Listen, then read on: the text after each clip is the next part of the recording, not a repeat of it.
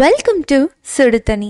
இன்னைக்கு நம்ம வீடியோவில் குக் வித் கோமாலியில் ஆண்டனி தாஸ் பண்ண ஸ்வீட் கார்ன் கட்லெட் எப்படி பண்ணுறதுன்னு பார்க்கலாம்.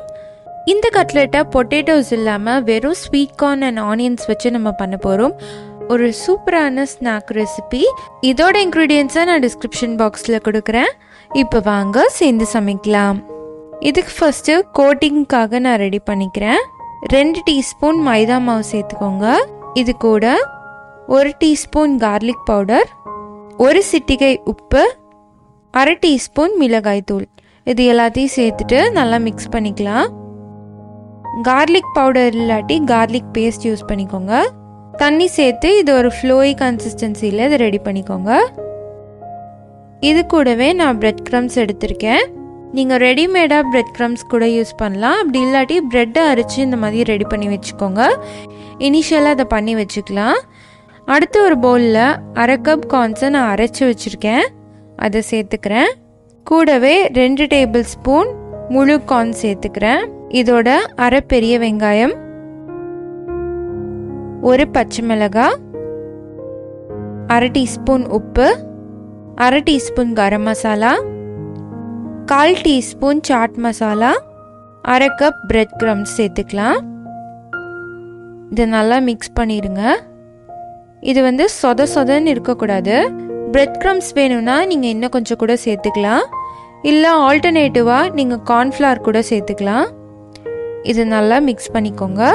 இது பிடிச்சா ஷேப்ஸ் வரணும், உடையாமல் இருக்கணும். அந்த பதத்தில் இது ரெடி பண்ணி வச்சுக்கோங்க. இப்போ இது ரெடியாக இருக்குது. இப்போ நம்ம ஷேப்ஸ் பண்ணிடலாம். ஃபஸ்ட்டு நம்ம பால்ஸ் மாதிரி இதை உருட்டிக்கலாம். உருட்டிட்டு வடை தட்டுற மாதிரி இதை லைட்டாக தட்டிக்கோங்க. நான் இன்னைக்கு மினி கட்லெட் மாதிரி பண்ணுறேன், இன்னும் கொஞ்சம் கிறிஸ்பியாக நல்லா இருக்குங்கிறதுக்காக. இப்போ இது ரெடியாக இருக்குது. இதை டைரெக்டாக நம்ம செஞ்சு வச்சுருக்க மைதா மிக்ஸில் கோட் பண்ணிடலாம். இதை நல்லா கோட் பண்ணிவிட்டு உடனே பிரெட் க்ரம்ஸில் போட்டு எடுத்துக்கோங்க. வேணும்னா நீங்கள் 2 கோட்டிங் கூட பண்ணலாம், இன்னும் அவுட்டர் லேயர் சூப்பராக இருக்கும். இப்போ பார்த்தீங்கன்னா இது நல்லா ரெடி ஆகிடுச்சு. இது மாதிரி நான் எல்லாத்தையுமே பண்ணி வச்சுருக்கேன். இப்போ நம்ம இதை ஃப்ரை பண்ணிடலாம். அடுப்பை மீடியம் ஃப்ளேமில் வச்சுட்டு நம்ம செஞ்சு வச்சுருக்க கட்லெட்ஸ் எல்லாம் உள்ளே சேர்த்துடலாம். இது கலர் மாதிரி ஒரு லைட் ப்ரௌனில் வரணும், அந்த அளவுக்கு இதை ஃப்ரை பண்ணிக்கோங்க. கொஞ்ச நேரம் கழித்து இன்னொரு சைடும் திருப்பி போட்டு ஃப்ரை பண்ணிக்கோங்க. இப்போ பார்த்தீங்கன்னா 2 சைடும் நல்லா ஃப்ரை ஆகிடுச்சு. இப்போ பார்த்தீங்கன்னா இது ரெடியாக இருக்குது. இதை நம்ம எடுத்துடலாம். நம்மளோட சூப்பரான கார்ன் கட்லெட் ரெடி ஆகிடுச்சு.